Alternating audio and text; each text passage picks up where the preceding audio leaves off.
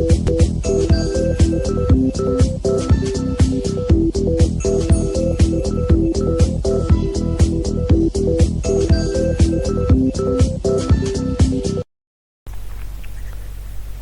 Friends, welcome to channel masters of botany again. मैं हूं आपका दोस्त Vinay Kumar Singh. This is the lecture number 2 for BSc botany semester 3 course V040301T, paper title diploma in plant identification utilization in ethnomedicine, और ये आपका unit number 2 है। Number of lecture जो allotted हैं इस यूनिट के लिए वो है आपका 8 आवर्स, मतलब कुल मिला के आपको 8 घंटे का ये लेक्चर देना है क्लासरूम में। फिर भी मैंने क्या करा है कि आपको सिंपल जो है इन चीजों के ऊपर, क्योंकि ज्यादा पढ़ने के चक्कर में आप लोग बहुत चीजें छोड़ देते हो, तो देखते हैं इसका सिलेबस क्या है। तो इसमें मेनली टाइप ऑफ क्लासिफिकेशन है एंड एविडेंसेस हैं। ओके, तो इसमें देखेंगे सिलेबस आप सबसे पहले है artificial, natural and phylogenetic classification क्या है, वो क्या होते हैं। फिर बेंथम एंड हुकर का जो क्लासिफिकेशन है वो इसमें बताया गया है कि आपको सीरीज तक का पढ़ाने का, और फिर इसके बाद इंगलर और प्रेंटल का जो क्लासिफिकेशन है वो भी सीरीज तक का बताया गया है आपको पढ़ाने को। एंजियोस्पर्म फाइलोजेनेटिक ग्रुप जिसे हम APG4 भी बोलते हैं, उसका भी क्लासिफिकेशन आपको पढ़ाना है। फिर आपको इंट्रोडक्शन देना है जो टैक्सोनॉमिक एविडेंसेस होते हैं, mainly from palynology, cytology, phytochemistry and molecular biology data. Molecular biology data में स्पेशली इन्होंने बताया प्रोटीन और न्यूक्लिक एसिड होमोलॉजी के बारे में आपको बताना है। तो चलते हैं हम, इसको मैंने बांटा है अलग अलग टॉपिक्स में। सबसे पहला हमारा टॉपिक है वो है आपका artificial, natural and phylogenetic classification system. Classification जो सिस्टम है ये इसलिए बनाया जाता है ताकि आप जो है, जो इतने सारे ऑर्गेनिजम्स हैं, इतने सारे स्पीशीज हैं, उनको जो है कैरेक्टराइज कर सके, उनको जो है ग्रुप कर सकें, ऑर्गेनाइज कर सकें, उनके जो कैरेक्टर्स हैं, उनके जो एक दूसरे से रिलेशनशिप है और जो उनकी एवोल्यूशनरी हिस्ट्री रही है, उनके बेसिस पे अलग अलग ग्रुप बना सके, ऑर्गेनाइज कर सके, उनका क्लासिफिकेशन दे सके। This systems have evolved over time, और ये सिस्टम आप देखोगे कि बहुत सालों से इनमें बहुत ग्रोथ हुआ है, ये इवॉल्व हुए हैं। पहले बहुत बेसिक से क्लासिफिकेशन थे, जैसे कि आर्टिफिशियल क्लासिफिकेशन सिस्टम में अभी आपको बताऊंगा, वो बहुत बेसिक क्लासिफिकेशन सिस्टम थे, कुछ ही कैरेक्टर पे बेसिस थे। और अभी बहुत एडवांस टाइप की फाइलोजेनेटिक क्लासिफिकेशन जो है, मोर एडवांस क्लासिफिकेशन सिस्टम है, यहाँ पे DNA, RNA, प्रोटीन के जो सोर्सेज हैं उनका यूज किया जा रहा है, उनसे इंफॉर्मेशन लिया जा रहा है क्लासिफिकेशन करने के लिए। तो ये मेन जो है टाइप के क्लासिफिकेशन का फेज रहा है। आर्टिफिशियल क्लासिफिकेशन सिस्टम में हम आते हैं। आर्टिफिशियल क्लासिफिकेशन सिस्टम का मतलब है कि ऐसा क्लासिफिकेशन जो कि फ्यू इजली ऑब्जर्वेबल, मतलब जो आसानी से ऑब्जर्व किए जा सके उन कैरेक्टर्स के बेसिस पे, वो भी सारे नहीं, बहुत थोड़े कैरेक्टर्स के बेसिस पे जो आप क्लासिफिकेशन बनाते हो, इनमें हम जो है इवोल्यूशनरी रिलेशनशिप तो बिल्कुल भी नहीं देखते हैं। जैसे अगर हम कैटेगराइज करने लगे, मान लीजिए किसी पेन के कलर के बेसिस पे, या सॉरी प्लांट्स में ही हम आते हैं, मान लीजिए आप स्टेमन्स के नंबर के बेसिस पे जो है प्लांट को कैटेगराइज करने का सोचे हो आप, तो जब आप स्टेमन का नंबर काउंट करोगे, कई बार क्या होगा कि आप जो है एक फैमिली से, कोई आपको मान लो जिसमें 5 स्टेमन होता वो मिल गया, ऐसे कई सारी फैमिली जिसमें 5 स्टेमन होता होगा, तो अलग अलग फैमिली के मेंबर आप क्या कर लोगे, उनका ग्रुप कर लोगे। तो ऐसे ग्रुपिंग क्या हो गई, वो आपको इवोल्यूशनरी रिलेशनशिप नहीं बताएगी, क्योंकि वो दोनों तो फैमिली के अलग अलग मेंबर। यही सेम काम हुआ था जो लिनियस का क्लासिफिकेशन सिस्टम था। इसलिए जब भी आपसे पूछा जाए आर्टिफिशियल क्लासिफिकेशन सिस्टम का एग्जांपल, तो आप बताओगे कैरोलस लिनियस का जो क्लासिफिकेशन सिस्टम था वो आर्टिफिशियल था, क्योंकि ये जो सिस्टम है ये बहुत पहले आया था, जहां पे आर्टिफिशियल। इसके की फीचर्स क्या हैं? की फीचर्स ये है कि बहुत ही थोड़े कैरेक्टरिस्टिक्स पे ऊपर बेस्ड रहते हैं, सुपरफिशियल जो कैरेक्टर रहते हैं, जैसे कि शेप क्या है किसी चीज का, साइज, कलर या नंबर ऑफ पार्ट। अगर हम कहें कि आपसे फ्लावर के कलर के बेसिस पे आप प्लांट को क्लासिफाई करिए, येलो फ्लावर्स के कलर के बेसिस पे, तो हो सकता है मालवेसी के आप 3-4 प्लांट ले लो, कहीं स्ट्रेसी के 3-4 प्लांट ले लो और उनका ग्रुप बना दो, तो ये क्या होगा, अनरिलेटेड फैमिलीज के मेंबर एक साथ आ जाएंगे। तो ये आर्टिफिशियल ग्रुपिंग हुई, जिनका एक दूसरे से रिलेशनशिप नहीं है।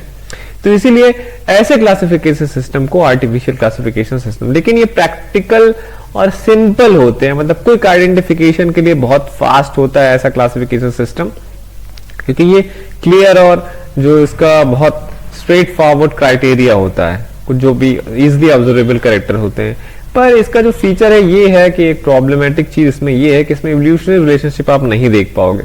ये इवोल्यूशनरी हिस्ट्री और जेनेटिक रिलेशनशिप को काउंट ही नहीं कर सकता, क्योंकि ये बहुत थोड़े कैरेक्टर के ऊपर और सुपरफिशियल कैरेक्टर ऊपर बेस्ड रहता है। एग्जाम्पल के तौर पर मैंने आपको बताया, जैसे कि प्लांट्स को हर्ब, श्रब और ट्री के बेसिस पे बांटना।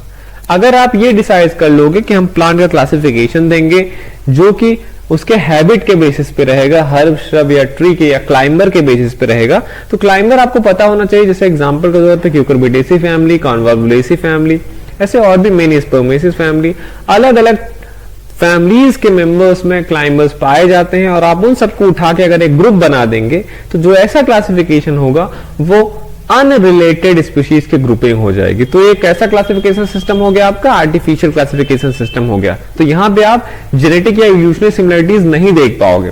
ऐसा मैंने आपको बताया, लिनियस का जो वर्क था, उन्होंने क्या किया था, लिनियस ने अपने क्लासिफिकेशन सिस्टम में number and arrangement of reproductive organs, मतलब स्टेमेंस और पिस्टिल के नंबर और उनका अरेंजमेंट कैसा है उसके बेसिस पे ही पूरा क्लासिफिकेशन दिया था, जहां पे आपको मोनोएंड्रिया, डायएंड्रिया, ट्राइएंड्रिया, टेट्राएंड्रिया ऐसे करके मिलेगा।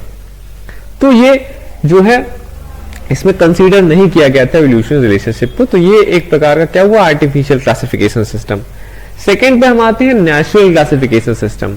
बेंथम एंड हुकर का क्लासिफिकेशन जो आपके सिलेबस में है वो एक बेस्ट एग्जांपल है नेचुरल क्लासिफिकेशन सिस्टम का। एक जो नेचुरल क्लासिफिकेशन सिस्टम होता है वो ऑर्गेनिज्म को क्लासिफाई करता है वाइड रेंज ऑफ कैरेक्टर्स, पूरा का पूरा जितना भी प्लांट्स के बीच में सिमिलरिटीज या डिसिमिलरिटीज हो सकती हैं उनके बेसिस पे ये नेचुरल क्लासिफिकेशन सिस्टम होता था। और ये शेयर्ड फीचर्स या जो नेचुरल रिलेशनशिप होते हैं ये ऐसा करने से ये उनको शो करता है, लेकिन ये फिर भी इवोल्यूशनरी हिस्ट्री नहीं बताता है। ओवरऑल मॉर्फोलॉजी के बेसिस पे, जैसे कि है आपने एक प्लांट का पूरा habit, stem, leaf, inflorescence, flower, calyx, corolla, androecium, gynoecium, fruit, seed, सारे के बेसिस पे कंपेयर कर लिया, तो जो आप क्लासिफिकेशन दोगे, आपके पास 10 प्लांट है, आप पूरा हर एक कैरेक्टर से पूरा मिला जुला के आप जो क्लासिफिकेशन देते हो वो नेचुरल क्लासिफिकेशन सिस्टम होगा। इसका की फीचर क्या होता है कि इसमें मल्टीपल कैरेक्टर्स होते हैं, मतलब broad set of characters, morphology, anatomy, physiological traits, सभी जो आप ऑब्जर्व कर पाते हो वो सारे मिला के ऐसा क्लासिफिकेशन देती हो। ये बहुत एक्यूरेट ग्रुपिंग देती है, आर्टिफिशियल से ज्यादा अच्छे से ग्रुपिंग देती है, क्योंकि ये बेस्ड ऑन होता है ओवरऑल सिमिलरिटी से। और ये बायोलॉजिकल रिलेशनशिप का एक तरीके का नेचुरल रिफ्लेक्शन होता है, स्टेबल होता है ये क्लासिफिकेशन सिस्टम, और प्रेडिक्टिव भी होता है, क्योंकि आप जो है सारे का जो जिस ऑर्गेनिज्म का भी क्लासिफिकेशन करते हो पूरी तरीके से उसके मॉर्फोलॉजी या जो भी फीचर्स हैं उससे समझ जाते हो। तो एक तरीके से आप किसी नए प्लांट को देखते हो तो समझ जाते हो इसको कहाँ पे डालना है, कहाँ पे रखना है। तो स्टेबल भी होता है, बहुत ज्यादा इसमें मॉडिफिकेशंस नहीं होते हैं। बाकी और जो आर्टिफिशियल है उसमें एक दो कैरेक्टर आप और अगर कंसीडर करने लगे तो पूरा का पूरा आपका क्लासिफिकेशन इधर से उधर हो जाएगा। तो स्टेबल और प्रेडिक्टिव होता है। एग्जांपल के तौर पे मैंने बताया बेंथम एंड हुकर का क्लासिफिकेशन सिस्टम जो है most important natural system of classification है फ्लावरिंग प्लांट का।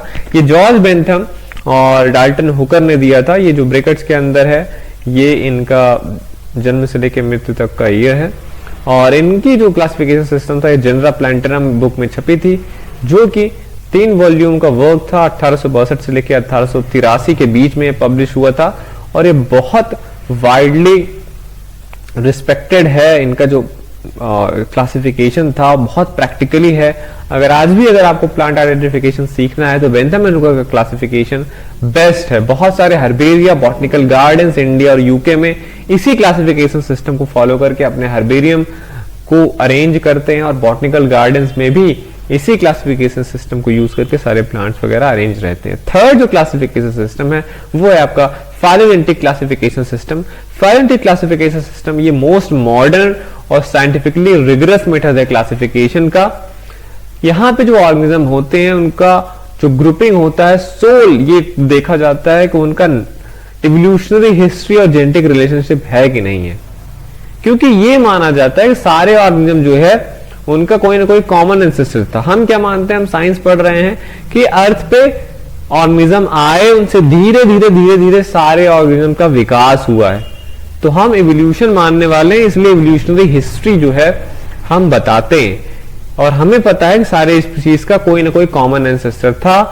तो ऐसे धीरे धीरे जो क्लासिफिकेशन डेवलप होता है वो फाइलोजेनेटिक क्लासिफिकेशन सिस्टम होता है। इनके की फीचर होते हैं, मैंने सबसे बड़ा यही है कि इसमें एवोल्यूशनरी रिलेशनशिप देखने को मिलता है, जो कि जेनेटिक्स मॉलिक्यूलर फॉसिल डेटा को यूटिलाइज करके देखा जाता है। फाइलोजेनेटिक ट्री या डेंडोग्राम इससे बनाया जाता है, जो कि एवोल्यूशनरी पाथ को शो करते हैं और डिफरेंट स्पीशीज के कॉमन एंसेस्टर क्या रहे होंगे उनके बारे में पता चलता है। इसमें जेनेटिक डेटा का यूज किया जाता है, डीएनए सीक्वेंसिंग और मॉलिक्यूलर डेटा इसमें इंपॉर्टेंट रोल प्ले करता है फाइलोजेनेटिक क्लासिफिकेशन में।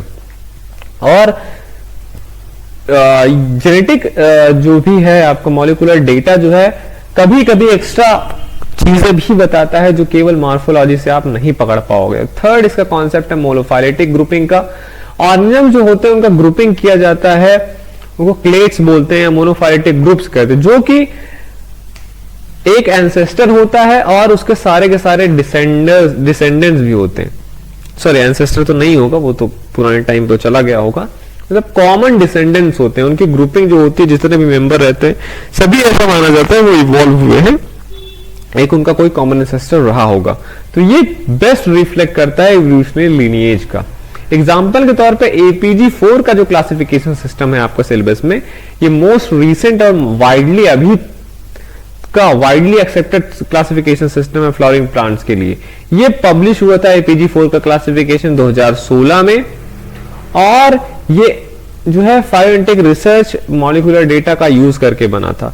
APG4 जो है, 4 क्यों यहां पे आया, क्योंकि इसके अपडेटेड वर्जन फर्स्ट वाला पब्लिश हुआ था क्लासिफिकेशन 1998 में, दूसरा आया 2003 में, तीसरा आया 2009 में, अब 2016 में जाके चौथा आया है। तो चौथे के बारे में आपको पढ़ना है। तो कोई पूछे फाइलोजेनेटिक क्लासिफिकेशन सिस्टम का एग्जाम्पल, तो आपको क्या कहोगे, angiosperm phylogenetic group classification system. अब आते हैं टॉपिक नंबर 2 पे, which is Bentham and Hooker classification system up to series. Bentham and Hooker जो क्लासिफिकेशन सिस्टम था, ये most important natural classification system था फ्लावरिंग प्लांट्स का। मैंने आपसे पहले ही बताया कि ये प्रपोज किया गया था, मतलब इसको दिया था ब्रिटिश के बॉटनिस्ट थे जॉर्ज बेंथम और सर जोसेफ डाल्टन हुकर के द्वारा दिया गया था। उनके द्वारा एक बुक पब्लिश हुई थी, जनरा प्लांटरम, और ये जो है प्रैक्टिकल नेचर होने के कारण बहुत पॉपुलर हुआ था, और ये अभी भी हर्बेरिया बॉटनिकल गार्डन में इंडिया और यूके में यूज किया जाता है। मैंने आपको ऑलरेडी बता चुका हूं आपको कि ये क्लासिफिकेशन जब तक आपको नहीं आएगा तब आप फील्ड में प्लांट आइडेंटिफिकेशन नहीं कर पाओगे।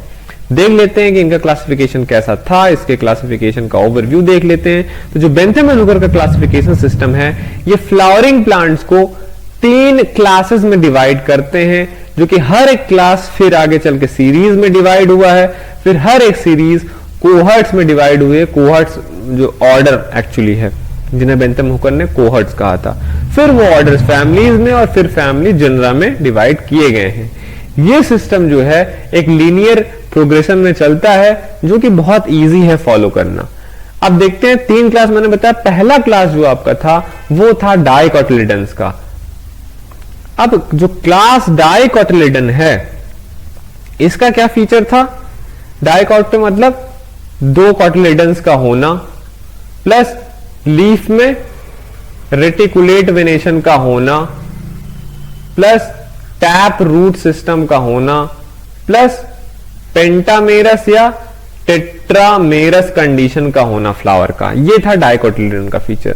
डाइकोटिलिडन फर्दर 3 सब क्लासेस में डिवाइड किए गए हैं। सब क्लास 1 पॉलीपिटेली, सब क्लास 2 गैमोपिटेली एंड सब क्लास 3 मोनोक्लेमाइडी। तो पहला क्लास था डाइकोटिलिडन, जो कि आगे चल के 3 सब क्लासेस में डिवाइड किया गया, पॉलीपिटेली, गैमोपिटेली एंड मोनोक्लेमाइडी। दूसरा क्लास था जिम्नोस्पर्मी और तीसरा क्लास था मोनोकोटिलिडन्स।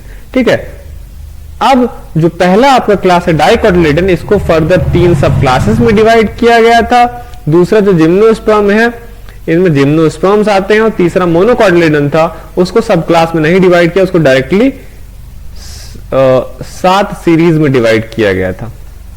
अब देखते हैं फिर सब क्लास 1 डाइकोटिलेडन्स। इसमें 3 सब क्लास है पॉलीपेडली। पॉलीपेडली के अंदर ऐसे प्लांट आते हैं जिसमें आपको कैलिक्स और कोरोला दिखाई देंगे, मतलब ऐसे प्लांट जिनमें कैलिक्स और कोरोला दोनों दिखाई देते हैं वो पॉलीपेटली के अंतर्गत आते हैं। और गैमोपेटली का दोनों का यही फीचर है, पॉलीपेटली और गैमोपेटली वाले प्लांट में आपको कैलिक्स और कोरोला देखने को मिलेगा।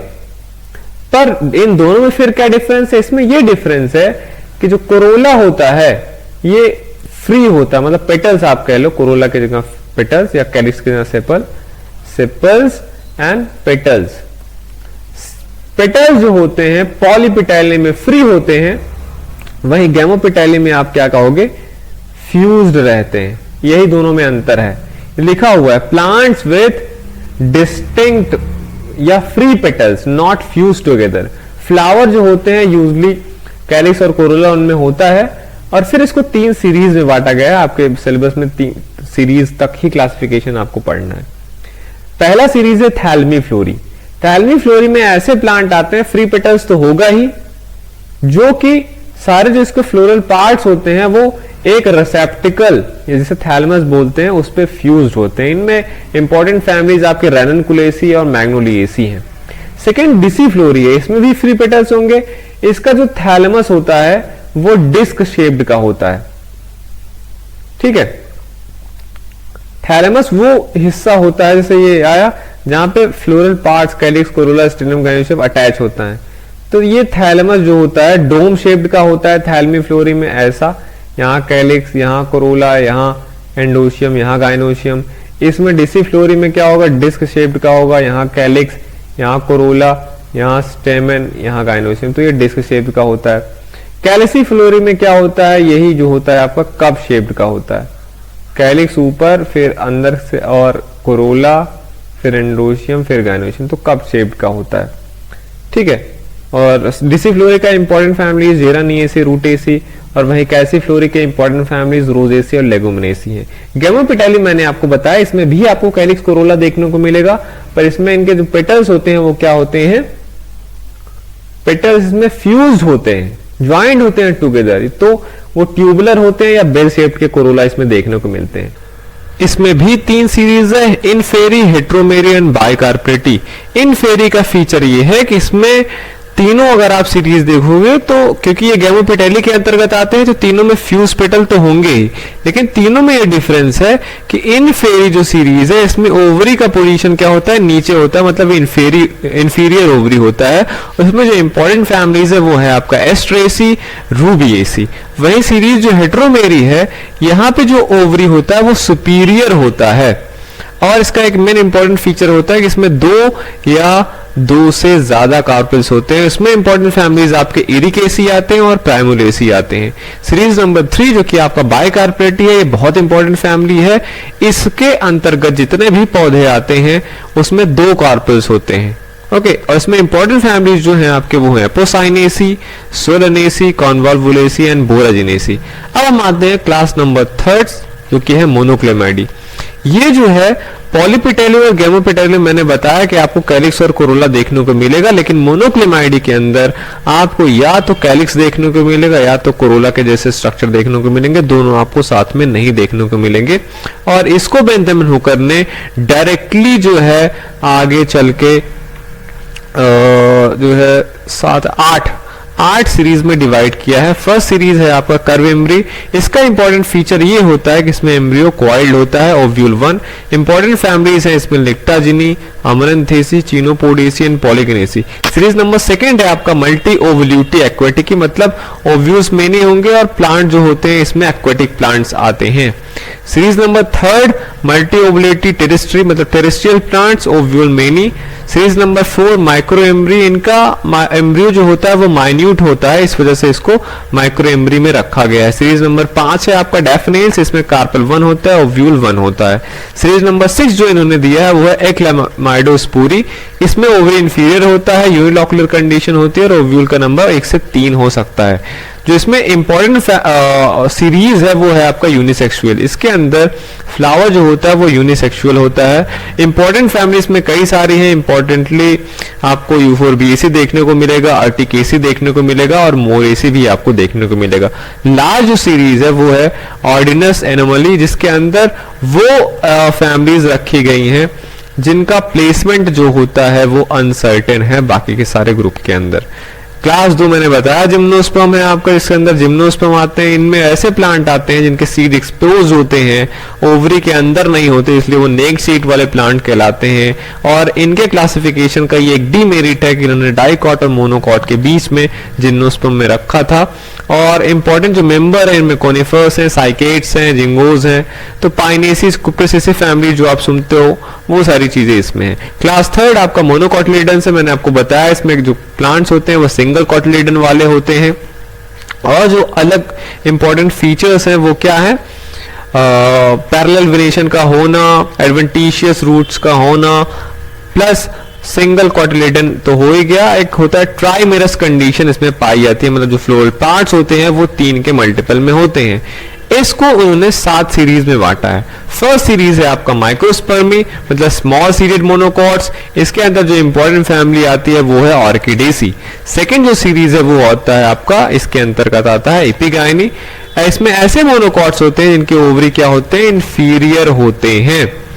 थर्ड जो सीरीज है वो है आपका कोरोनरी। इनमें जो प्लांट्स होते हैं वो शोवी होते हैं और ऑर्नामेंटल मोनोकॉट्स होते हैं। और इंपॉर्टेंट फैमिलीज आप देख लो तो अमरडिलेसी और लिलिएसी फैमिलीज हैं। फोर्थ जो सीरीज आता है मोनोकॉट्स के अंदर वो है कैलिसिनी, और इसके अंदर जो इंपॉर्टेंट फैमिली है वो है आपका एरिकेसी। फिफ्थ जो सीरीज है आपका वो है नोडीफ्लोरी। इसके अंदर ऐसे मोनोकॉट्स आते हैं जिनके अंदर जो फ्लोरल स्ट्रक्चर्स होते हैं वो रिड्यूस होते हैं या तो एब्सेंट होते हैं।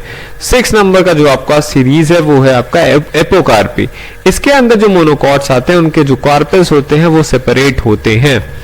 नेक्स्ट जो लास्ट सीरीज है मोनोकॉटिलिडेंस का वो है कि इनमें ग्रास लाइक फ्लावर्स वाले प्लांट फैमिलीज आते हैं। इसमें बहुत ही इंपॉर्टेंट फैमिली आपकी पोएसी आती है और साइब्रेसी आती है। तो ये था आपका बेंथम एंड हुकर का क्लासिफिकेशन सिस्टम। अब हम आते हैं नेक्स्ट क्लासिफिकेशन पे। अब हम आ गए नेक्स्ट, देखते हैं टॉपिक नंबर 3 जो कि है आपका इंगलर एंड प्रेंटल्स क्लासिफिकेशन सिस्टम। यहां पे भी आपको सीरीज तक पढ़ना है।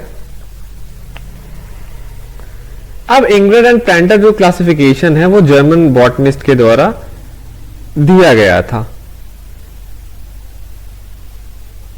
ये आपके जो जर्मन बॉटनिस्ट है इनका नाम क्या है, इंगलर। इनका यहाँ पे जन्म से लेकर मृत्यु तक का डेट दिया गया है। दूसरा जो आपके साइंटिस्ट है ये क्या है, कार्ल प्रेंटल। ठीक है, कार्ल प्रेंटल आपके हो गए। यहां पे एक करेक्शन करना है, जो साइप्रेसी फैमिली है आपका ये आएगा ग्लूमेसी के अंदर, ये आप ध्यान में रखिएगा। ठीक है, साइप्रेसी फैमिली कहां पे आएगा, ग्लूमेसी के अंदर। और फिर नेक्स्ट पे चलते हैं। हाँ, यहाँ पे तो इंगलर और कार्ल प्रेंटल थे। इन्होंने अपना क्लासिफिकेशन जिस बुक में पब्लिश किया है वो क्या था, डाई नेचुरलाइकन फ्लांजन फैमिलियन, मतलब द नेचुरल प्लांट फैमिलीज। इनका ये बुक छपा था 1887 से लेके 1915 के बीच। ये जो क्लासिफिकेशन सिस्टम था ये बेस्ड था इवोल्यूशनरी रिलेशनशिप पे, और ये अटेम्प्ट था, शुरुआत के अटेम्प्ट था जो कि फाइलोजेनेटिक प्रिंसिपल पे क्लासिफिकेशन बनाया गया था। और ये भी क्लासिफिकेशन सिस्टम वाइडली एक्सेप्ट हुआ था, और बहुत सारे बॉटनिकल गार्डन और हर्बेरियम में ये भी जो है यूरोप और यूनाइटेड स्टेट में फॉलो होता था। इसके की फीचर क्या क्या है, इनके की फीचर हैं कि ये फर्स्ट सिस्टम था जिसने अरेंज किया प्लांट्स को उनके इवोल्यूशनरी सीक्वेंस में, सिंपलेस्ट से लेके मोर कॉम्प्लेक्स फॉर्म की तरफ बढ़ा। दूसरा, ये सिस्टम रिकॉग्नाइज इन्होंने किया फ्लावरलेस प्लांट का, जिनमें फ्लावर्स नहीं होते, जैसे फर्न और मॉसेस, इनको उन्होंने प्रिमिटिव माना और इसको क्लासिफिकेशन के शुरुआत में रखा। थर्ड, मोनोकॉट्स को भी इन्होंने डाइकॉट्स के शुरुआत में रखा, जो कि अर्ली जो हमने क्लासिफिकेशन देखे उसमें डाइकोटिलेडन पहले था, मोनोकोटिलेडन बाद में था, जैसे कि बेंथम एंड हुकर क्लासिफिकेशन में। पर इनके क्लासिफिकेशन में इन्होंने मोनोकॉट को पहले रखा था डाइकॉट से। क्लासिफिकेशन का अगर हम स्ट्रक्चर देखते हैं तो जो क्लासिफिकेशन है इंग्लैंड एंड प्लांटर का, ये भी एक हायरार्किकल अरेंजमेंट देता है। स्टार्ट होता है एक मोर प्रिमिटिव फॉर्म से, जैसे कि क्रिप्टोगैम जो कि नॉन फ्लावरिंग प्लांट्स हैं, और धीरे धीरे आगे बढ़ता है जो एडवांस फॉर्म है जैसे कि फ्लावरिंग प्लांट्स, एंजियोस्पर्म। एंजियोस्पर्म के अंदर इन्होंने मोनोकॉट और फिर डाइकॉट्स को रखा है। क्लासिफिकेशन का ओवरव्यू देखते हैं, जो कि इन्होंने अपने क्लासिफिकेशन में 13 मेजर डिवीजन दिए थे, और ये 13 मेजर डिवीजन उनके 11th एडिशन जो इनका बुक था सिलेबस डेर फ्लैंजी फैमिली, जो कि 1936 में पब्लिश हुआ था, उसमें दिया गया था। इनके क्लासिफिकेशन का प्रारूप इस प्रकार है। सबसे पहले इन्होंने क्रिप्टोगैम्स को, जो कि नॉन फ्लावरिंग प्लांट्स हैं, इसको इन्होंने डिवीजन 1 से लेके 12 तक रखा है, नॉन फ्लावरिंग प्लांट्स को। ठीक है, डिवीजन 1 से 11 तक तो इन्होंने थैलोफाइट्स को रखा है, जिसमें एल्गी आते हैं, फंजाई आते हैं और लाइकेन्स आते हैं। डिवीजन नंबर 12 में इन्होंने एम्ब्रियोफाइटा साइफोनोगैमा को रखा है, मतलब ऐसे एम्ब्रियोफाइट्स जिनमें क्या होता है, वो पॉलन ग्रेन में जो वो होता है, मतलब पॉलन ग्रेन आप कह लीजिए, इनमें नहीं होता है। ठीक है, इसमें 2 सब डिवीजन थे। सब डिवीजन फर्स्ट ब्रायोफाइटा, जिसमें मॉसेस और लिवरवर्ट्स आते हैं, और सब डिवीजन दूसरा इसका टेरिडोफाइटा, जिसमें फर्न और फर्न एलीज आते हैं। तो इसके डिवीजन नंबर 12 एम्ब्रियोफाइटा साइफोनोगैमा में ब्रायोफाइटा और टेरिडोफाइटा है। डिवीजन नंबर 13 है आपका एम्ब्रियोफाइटा साइफोनोगैमा। इसमें इन्होंने फर्दर 2 सब डिवीजन दिए, जिम्नोस्पर्मी एंड एंजियोस्पर्मी। तो ये जो सब डिवीजन 2 था, जिससे हमें एक्चुअली मतलब है एंजियोस्पर्मी, उससे इसमें इन्होंने क्लास फर्स्ट दिया था मोनोकोटिलेडन, जिसके अंदर 11 ऑर्डर और 45 फैमिलीज थी। तो मोनोकॉट्स पहले रखे गए और इनको इंग्लैंड ने प्रिमिटिव माना, क्योंकि इसमें सिंपल फ्लोरल स्ट्रक्चर थे। मोनोकॉट्स को उन्होंने बहुत सारे ऑर्डर्स में डिवाइड किए, क्योंकि इसमें सीरीज नहीं था, तो ऑर्डर जो है इक्वल टू सीरीज है, based on floral and vegetative characteristic का इन्होंने यूज किया, फ्लोरल और वेजिटेटिव कैरेक्टर का। तो मोनोकॉट्स को इन्होंने 11 ऑर्डर में बांटा। पहला ऑर्डर इनका था पैंडानेल्स, और इसमें पहली फैमिली थी पैंडानेसी। वही जो 11th ऑर्डर था, लास्ट वाला इसका, वो था माइक्रोस्पर्मी, और लास्ट फैमिली थी ऑर्किडेसी। अब दूसरे क्लास में आते हैं तो आता है आपका डाइकोटिलेडनी। डाइकोटिलेडनी जो है, इसके अंदर इन्होंने 44 ऑर्डर दिए, और इस 44 ऑर्डर के अंदर उन्होंने 258 फैमिलीज दी। इंग्लर ने क्लासिफाई किया डाइकॉट्स को मोनोकॉट्स के बाद, जैसा कि आप इस क्लासिफिकेशन में देख रहे हो। और फर्दर इन्होंने आर्चिक्लेमाइडी, प्रिमिटिव डाइकॉट, और फिर मेटाक्लेमाइडी में इनको बांटा डाइकॉट्स को भी। देखिए सब क्लास फर्स्ट आर्चिक्लेमाइडी मतलब पेटल अब्सेंट होते हैं या तो फ्री होते हैं। इसके अंतर्गत इन्होंने 33 ऑर्डर और 201 फैमिली दी थी इसमें, इस सब क्लास में। इसमें उन्होंने प्रिमिटिव डाइकॉट्स को रखा था जिनके पास फ्री पेटल्स थे, पॉलीपेटल्स कंडीशन था, या जिनके पास पेटल्स ही नहीं थे, या एपेटल्स कंडीशन। और इनको जो है इंग्लर ने इनको प्रिमिटिव माना, क्योंकि इनके सिंपलर फ्लोरल स्ट्रक्चर होते हैं। पहला ऑर्डर जो था इसमें वर्टिसिलिटी था, जिसमें कैजुरिनेसी फैमिली थी केवल, और ऑर्डर नंबर 33 अम्बेली फ्लोरी थी, जिसमें लास्ट फैमिली कॉर्नेसी थी। सब क्लास 2 जो मैंने बताया एडवांस डाइकॉट, जिन्होंने बोला इनके पेटल्स यूनाइटेड थे, जुड़े हुए थे, मेटाक्लेमाइडी बोला जाता है। इसमें उन्होंने 11 ऑर्डर रखे, जिसमें 57 फैमिली को इन्होंने ट्रीट किया। ये जो है एडवांस डाइकॉट्स कहलाते हैं। इनके पेटल्स क्या होते हैं, फ्यूज होते हैं, मींस गैमोपेटल्स कंडीशन थी, और ये इवोल्यूशनरी एडवांस थे। ऑर्डर नंबर जो 34 है इसके बाद से स्टार्ट हुआ, क्योंकि इसमें 11 है, 34 से लेकर 44। ठीक, इसमें 11 ऑर्डर जो है आपको, पहला क्या है डाइपेंसिएस, जिसमें फैमिली डाइपेंसिएसी केवल थी, और ऑर्डर नंबर 44 कैंपानुलेटी, जिसमें लास्ट फैमिली कंपोजिटी। तो इनके हिसाब से कंपोजिटी सबसे एडवांस जो है क्या है फैमिली है डाइकॉट में, और सबसे प्रिमिटिव डाइकॉट की फैमिली कैजुरिनेसी हो गई। वहीं मोनोकॉट में अगर आप देखोगे सबसे प्रिमिटिव जो फैमिली है पैंडानेसी, और सबसे एडवांस फैमिली मोनोकॉट की ऑर्किडेसी, इनके क्लासिफिकेशन सिस्टम के हिसाब से। टॉपिक नंबर 4 पे हम आते हैं, जो कि है आपका एपीजी क्लासिफिकेशन सिस्टम, वो भी एपीजी 4। तो एपीजी 4 का जो क्लासिफिकेशन सिस्टम है, ये मोस्ट रीसेंट और वाइडली एक्सेप्टेड क्लासिफिकेशन सिस्टम है। अभी हर जगह नेट पे आपको जो भी प्लांट का क्लासिफिकेशन सिस्टम मिलेगा लगभग इन्हीं के अनुरूप आपको मिलता है। मैंने बताया ये पब्लिश हुआ था 2016 में एपीजी के द्वारा, और ये क्लासिफिकेशन किस पे बेस्ड है? फाइलोजेनेटिक रिसर्च पे, जिसमें मॉलिक्यूलर डेटा का यूज होता है। एपीजी 4 मैंने आपको बताया ये एपीजी फर्स्ट, सेकेंड और थर्ड का अपडेटेड वर्जन है जो कि 2016 में पब्लिश हुआ। सबसे पहला क्लासिफिकेशन 1998 में आया था, दूसरा 2003 में, तीसरा 2009 में। अभी उन्होंने अपडेट करके एपीजी 4 निकाला जो कि 2016 में पब्लिश हुआ। इसमें न्यू डेटा को ऐड किया गया और मोर एक्यूरेट अंडरस्टैंडिंग जो भी हमारी अभी तक गेन हुई थी इवोल्यूशनरी रिलेशनशिप का अमंग एंजियोस्पर्म, वो इसमें इन्होंने अपडेट करा। की फीचर क्या है? पहले बताया आपको फाइलोजेनेटिक बेसिस होता है, क्योंकि एक टाइप का ये फाइलोजेनेटिक क्लासिफिकेशन सिस्टम है।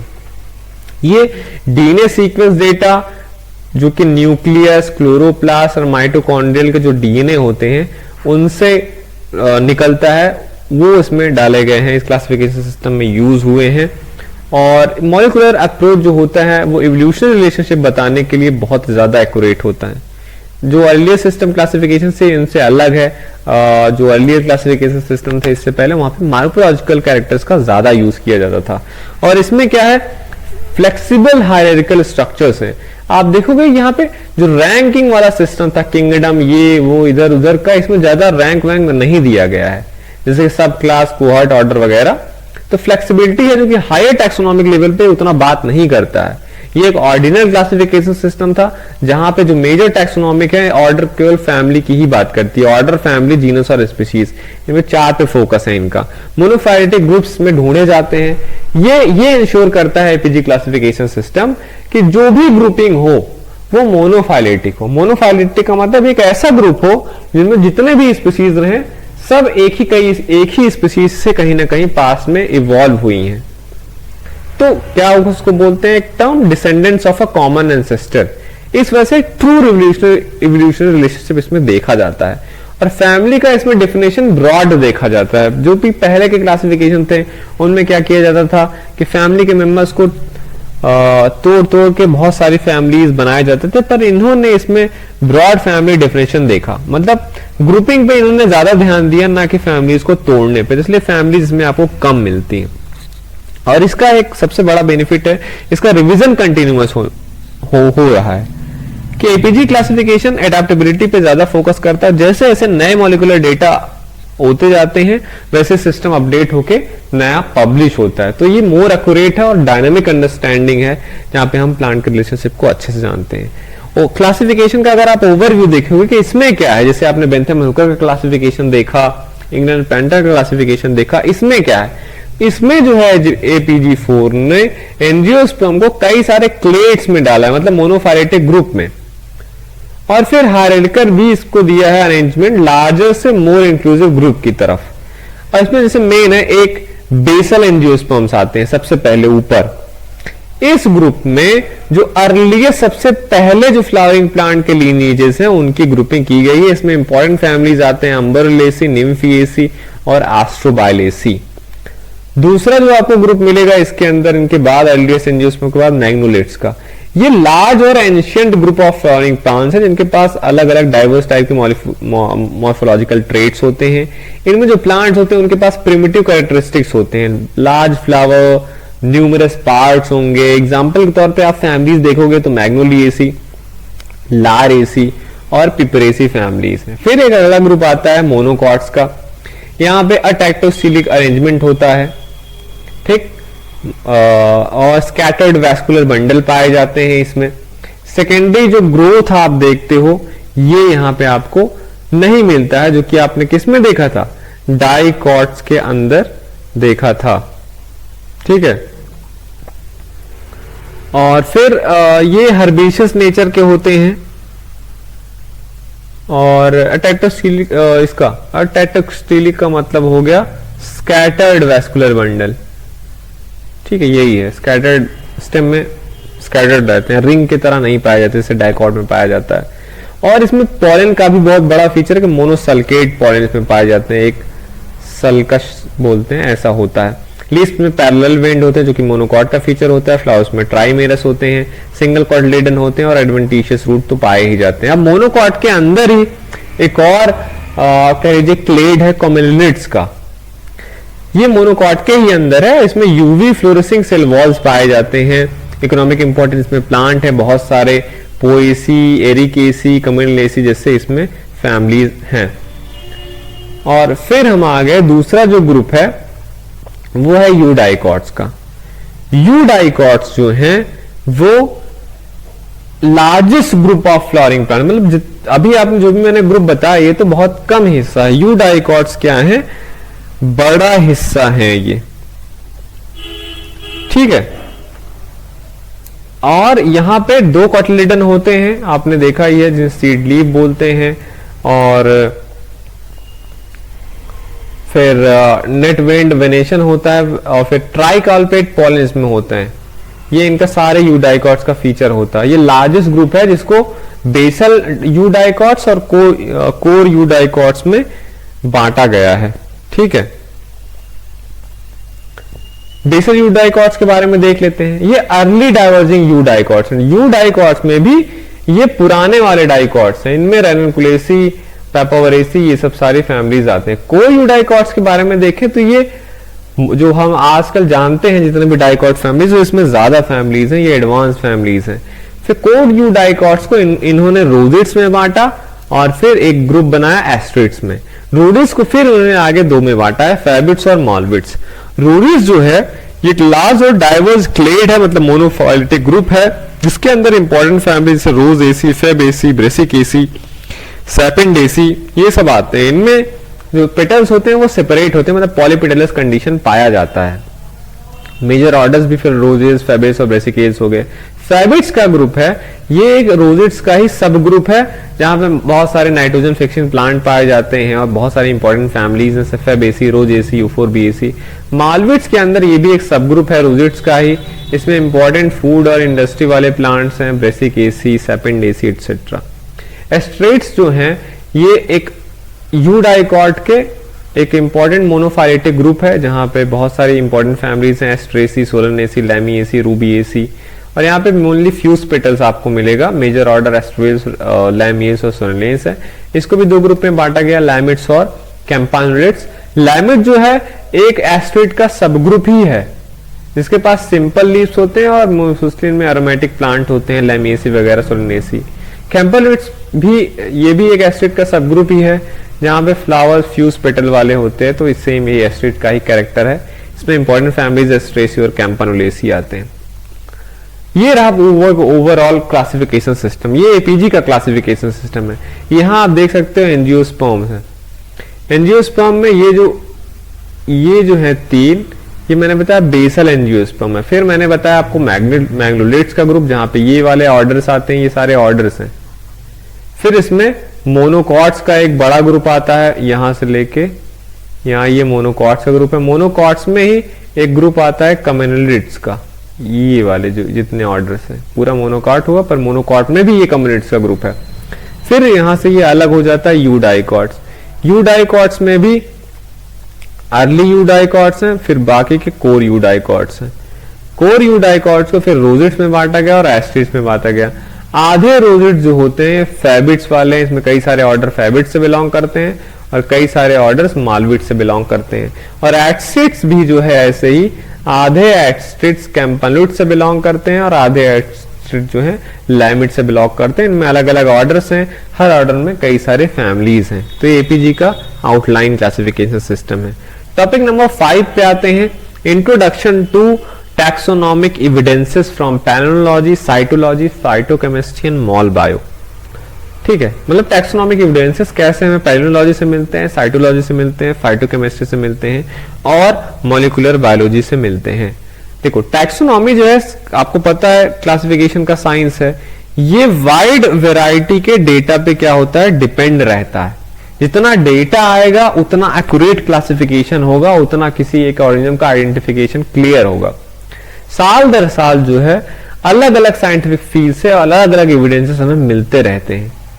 जो कि जो ट्रेडिशनल मॉर्फोलॉजिकल क्लासिफिकेशन था उसको क्या करते हैं, ये कॉम्प्लीमेंट करते हैं, उसमें और इजाफा करते रहते हैं हमारे नॉलेज में कि कितना एक ग्रुप जो है वो उनके सारे मेंबर उन्हीं का ग्रुप है वो सारे मोनोफाइलेटिक हैं, एवोल्यूशन रिलेटेड हैं कि नहीं है। ये जो एडिशनल एविडेंसेस हैं ये कई जगह से आ सकते हैं। पैलिनोलॉजी जहाँ पे पॉलन का स्टडी करके, सेल का स्टडी करके, उनकी फाइटोकेमिस्ट्री देख के, उनकी मॉलिक्यूलर बायोलॉजी में जो प्रोटीन और न्यूक्लिक एसिड होमोलॉजी है वो देख के, और इन्होंने बहुत महत्वपूर्ण रोल अदा किया है कि जो एवोल्यूशन रिलेशनशिप है उनकी अंडरस्टैंडिंग में, कि हाँ जो हमारे क्लासिफिकेशन सिस्टम है ये अच्छे हैं। पैलिनोलॉजी ने कैसे हेल्प किया है? पैलिनोलॉजी में क्या बोलते हैं, ये एक स्टडी है जहां पे हम पॉलन ग्रेन और स्पोर का स्टडी करते हैं। और ये पॉलन इसलिए इंपॉर्टेंट है क्योंकि ये फॉसिल रिकॉर्ड में प्रेजेंट रहते हैं। इनका जो वॉल होता है, पॉलन का वॉल, इसे एक्साइन बोलते हैं, ये स्पोर और पॉलिन से बना हुआ होता है और ऐसे रॉट नहीं कर जाता। बहुत पुराने ओल्डेस्ट जो है पॉलन ग्रेन वो पड़े रहते हैं, जो कि बहुत सारे वैल्यूएबल इंफॉर्मेशन देते हैं कैसे प्लांट का इवॉल्व हुआ है। तो ये भी एक टैक्सोनॉमिक एविडेंसेस के तरीके से यूज किए जाते हैं। पॉलन की मॉर्फोलॉजी देखा जाता है, बहुत सारे लिविंग में या जो भी प्लांट अभी चले गए जो नहीं है उनके जो पॉलन मिलते हैं, बहुत सारे मॉर्फोलॉजिकल फीचर्स होते हैं। इसका शेप अलग टाइप का होता है, साइज, अपर्चर बहुत सारे होते हैं, उनका नंबर, पोजीशन, सरफेस का पैटर्न क्या है, एक्साइन का जो ऑर्नामेंटेशन है। तो बहुत जगह से हमें क्या मिलता रहता है, इंफॉर्मेशन मिलता रहता है। तो पॉलन में बहुत सारी इंफॉर्मेशन है जिससे कि हम स्पीशीज, जेनरा और इवन हायर टैक्सोनॉमिक रैंक को हम आइडेंटिफाई कर सकते हैं। फॉसिल एविडेंसेस में भी एक तरीके का काम देता है जिससे कि हमें प्लांट के एवोल्यूशनरी हिस्ट्री के बारे में पता चलता है, ट्रेस करते हैं कैसे एंजियोस्पर्म का ओरिजिन हुआ, और रिकंस्ट्रक्ट करने में जो एंशिएंट के प्लांट कम्युनिटीज जो हैं उनको भी रिकंस्ट्रक्ट करने में काम देता है। तो ओवरऑल प्लांट का एवोल्यूशन और बायोजियोग्राफी में बहुत हेल्प करता है। स्पीशीज आइडेंटिफिकेशन में भी ये हेल्प करता है। बहुत सारे पॉलन के फीचर स्पीशीज स्पेसिफिक होते हैं, कई सारे जीनस के एक जैसे वो होते हैं, कई सारे स्पीशीज के भी एक उनका यूनिक पॉलन ग्रेन होता है। तो ये हेल्प करता है, जो कि ओवरऑल मॉर्फोलॉजी में सिमिलर प्लांट दिखते हैं, उनका पॉलन ग्रेन अलग अलग होने से हम उनको पहचान लेते हैं। एग्जाम्पल के तौर पे जैसे कि दो टर्म है, स्टेनोपैलिनस और दूसरा यूरिपैलिनस। स्टेनोपैलिनस मतलब नैरो पॉलन डाइवर्सिटी, जैसे पोएसी हो गया, लैमिएसी हो गया, एस्क्लेपियाडेसी हो गया, ब्रेसिकेसी हो गया, एस्ट्रोइडी। इन टैक्सा में इनके फैमिली के अंदर जो पॉलन पाए जाते हैं उनमें ज्यादा वेरिएशन नहीं होता, तो उतना ही हेल्पफुल नहीं होते हैं। और यूरिपैलिनस वाले जो ग्रुप हैं जैसे एकंथेसी, एरेसी हो गया, इसमें अलग अलग टाइप के पॉलन पाए जाते हैं, तो उसमें स्पीशीज या जीनस पहचानने में बहुत हेल्प करता है। जैसे एक बात हो गई मोनोसल्केट पॉलन, जहां पे एक सिंगल ग्रूव होता है, पॉलन के ऊपर एक ग्रूव होता है। ये अर्ली जो डाइवर्जिंग एंजियोस्पर्म जैसे बेसल जो हैं और मोनोकॉट्स वगैरह हो गए, उनमें इस तरीके का पॉलन ग्रेन पाया जाता है। वहीं डाइकॉट्स में जो होता है, ये यू डाइकॉट्स है, इनमें ट्राइकॉल्पेट टाइप का पॉलन ग्रेन पाया जाता है पूरे के पूरे यू डाइकॉट्स में। तो बड़ा पहचानने का एक बढ़िया तरीका होगा। जैसे पॉलीएड्स होते हैं, ये टाइप के पॉलन ग्रेन मेमोसोइडी सब फैमिली, जो कि फैबेसी का एक सब फैमिली, उसमें पाए जाते हैं, जहां पे जो पॉलन ग्रेन्स होते हैं वो 8-8 का ग्रुप बनाते हैं। ऐसे ही पॉलिनिया है, जहां पे जो थीका होता है, एंथर के अंदर 2 थीका होते हैं, उनके पूरे के पूरे जो पॉलन ग्रेन से आपस में फ्यूज रहते हैं। ये पॉलिनिया आपको एपोसाइनेसी फैमिली में देखने को मिलेगा और ऑर्किडेसी फैमिली को दी। तो इन दोनों फैमिलीज के लिए देखो यूनिक फीचर ये बनाते हैं।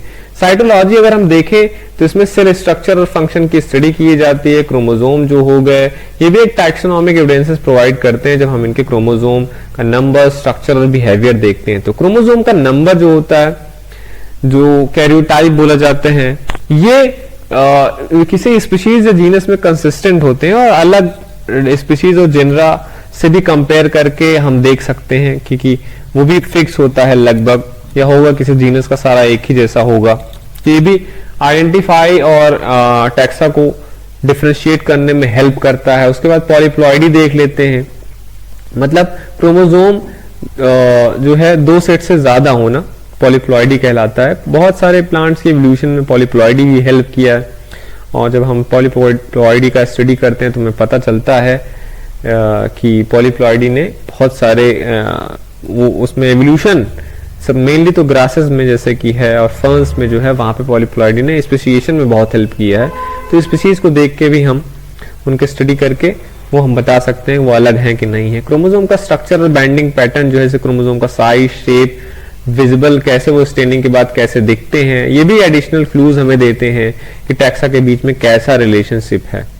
और भी बहुत सारी चीजें हैं, ट्रांसलोकेशन कहीं में हुआ रहता है, कहीं में इन्वर्जन हुआ रहता है, तो ये भी जो होते हैं कई सारे प्लांट ग्रुप के स्पेसिफिक डायग्नोस्टिक फीचर्स होते हैं। एग्जाम्पल के तौर पर सिर्फ गॉसिपियम जीनस हो गया कॉटन वाला, कई सारे कॉटन के स्पीशीज है उनमें क्रोमोसोम का नंबर अलग अलग होता है। गॉसिपियम हिरसुटम में क्रोमोसोम का नंबर डिप्लॉयड कंडीशन में 52 है, वहीं गॉसिपियम रेमुंडाई में ये 26 है। तो वेरिएशन है स्पीशीज में।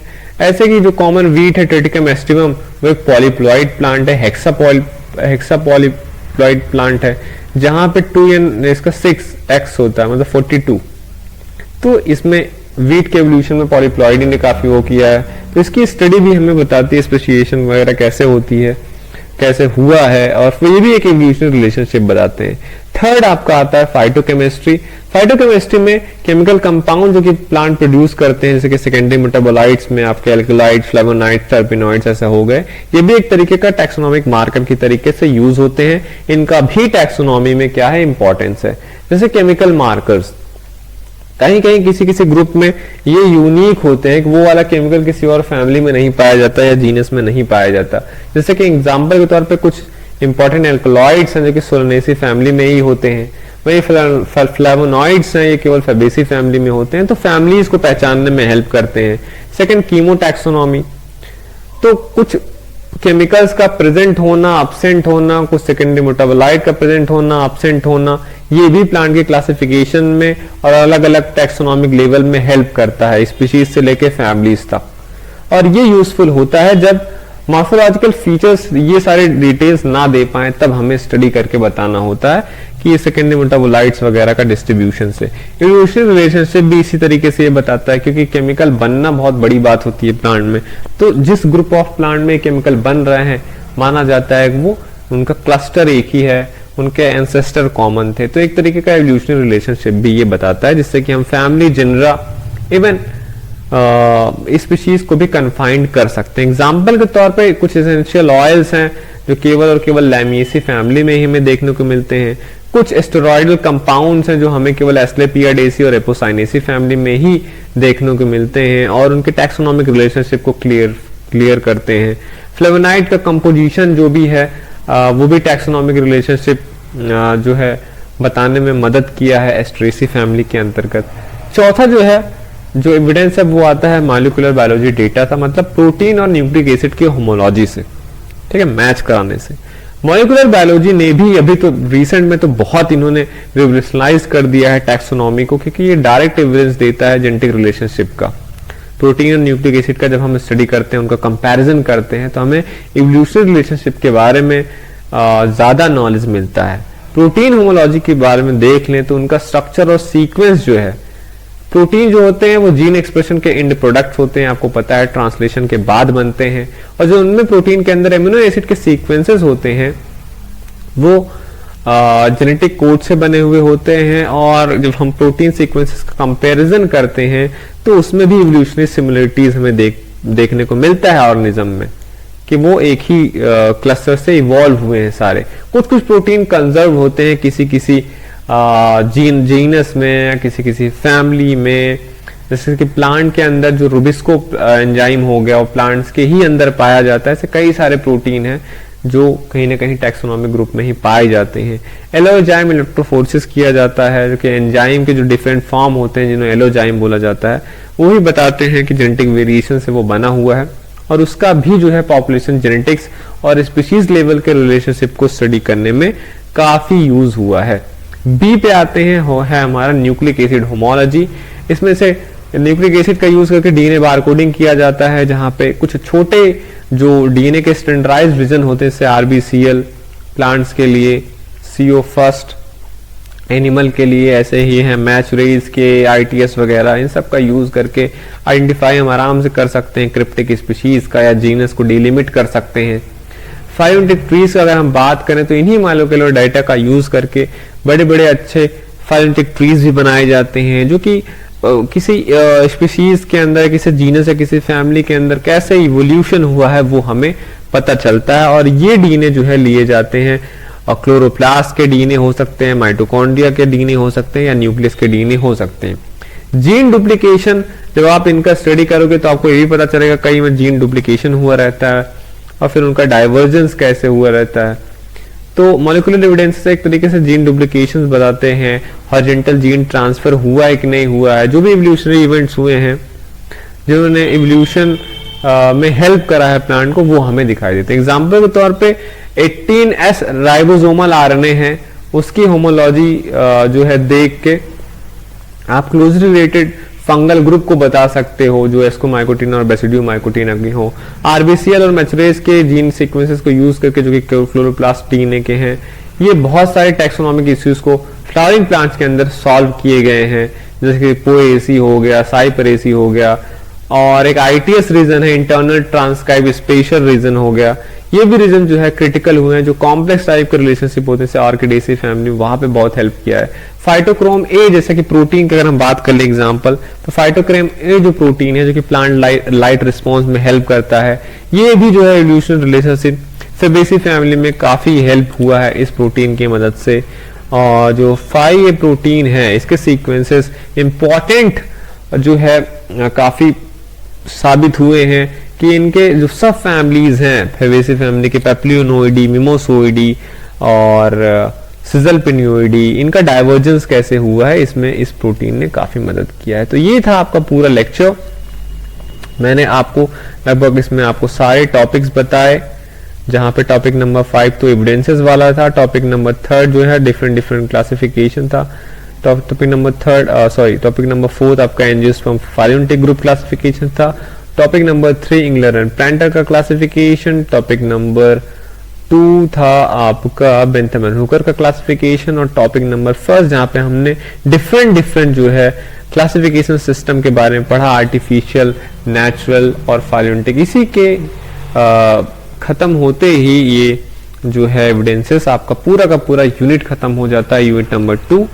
तो ये यूनिट था पूरा, इसमें मैंने आपको सारे की चीज़ों के बारे में ओवरव्यू दिया, जानकारी दी, आपको साथ साथ में नोट्स भी प्रोवाइड करे। होप कि ये काफ़ी मदद करेगा आपको आगे पढ़ने में, चीज़ें तैयार करने में। तो देखते रहिए आप अपना चैनल मास्टर्स ऑफ बॉटनी। मिलता हूँ मैं आपसे किसी और यूनिट को लेके बीएससी के पार्ट्स का। देखते रहिए। Thank you for watching this video.